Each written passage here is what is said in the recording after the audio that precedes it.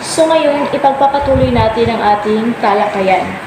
So 3:30 p.m. si Father Balaguer ay bumalik sa Silda ni Rizal upang i-discuss o i-explain kay Rizal yung tungkol sa retraction letter. So itong retraction letter, ito yung sulat na naglalaman ng pag-amin ni Rizal sa kanyang sa lahat ng kanyang mga nagawa at pagpapanumbalik sa kanyang loob sa simbahang Katoliko.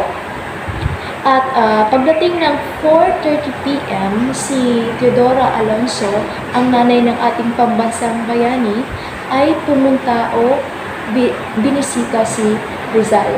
At naging emosyonal ang pagkikita ng dalawa, kung saan lumuhod si Rizal at hinalikan ang kamay ng kanyang ina, at pagkatapos ay humingi siya ng mga kapatawaran sa mga nagawa niyang kasalanan. At naiyakan ang dalawa dahil na rin sa pamamaalam ng kanyang anak.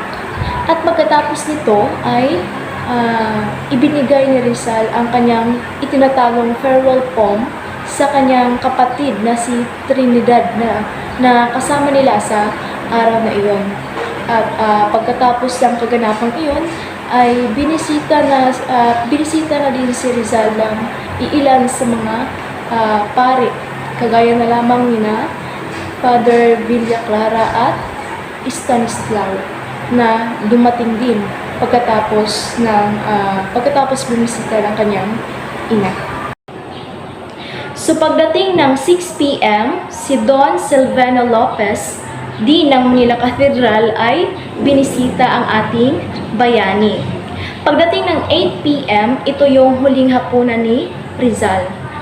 Dumating na naman si Father Balaguer kasama si Father Visa upang pag-usapan ang tungkol sa rehiyon ni Rizal o yung tungkol sa retraction letter. 9:30 p.m., si Rizal ay binisita ni Don Gaspar Sistano, fiskal ng Royal Audiencia, kung saan sila ay nagkaroon ng magandang usapan. 10 p.m., binigay ni Father Balaguer yung retraction letter na mula sa anti-Filipino Archbishop na si Fernando Nozalida upang ito ay pirmahan. Ngunit ito ay tinanggihan ni Rizal. So isa sa mga dahilan dahil ito ay masyadong mahaba, kaya hindi niya ito nagustuhan. So kaya naman ay pinakitaan ulit siya ni Father Balaguer ng isa pang retraction letter, ngunit ito ay gawa na ni Father Pio P, Superior of the Jesuit Mission, at ito ay nagustuhan ni Rizal.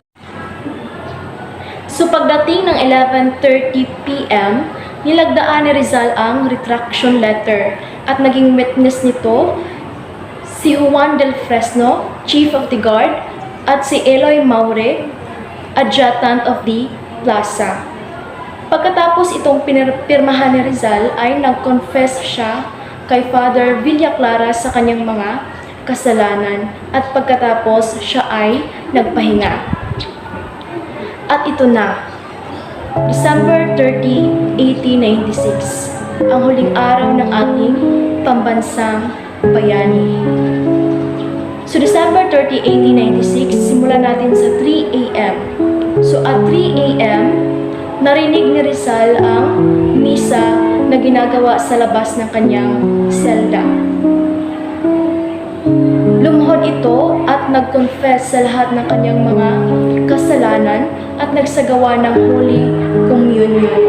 So talagang masasabi natin na napakalakas ng pananampalataya ng ating bayani, sapagkat bago siya namatay ay ipinagkatiwala na niya ang kanyang buhay sa Poong May Kapal. Pagdating ng 5:30 a.m., ang kanyang last breakfast, kung saan isinulat niya ang huling sulat na para sa kanyang pamilya at para sa kanyang kapatid na si Pasiano. At pagdating ng 6 a.m., Ang huling sulat na sinulat niya ay para sa kanyang ama at ina. At saktong alas 6, handa na si Rizal na harapin ang kanyang kamatayan doon sa Bagong Bayan.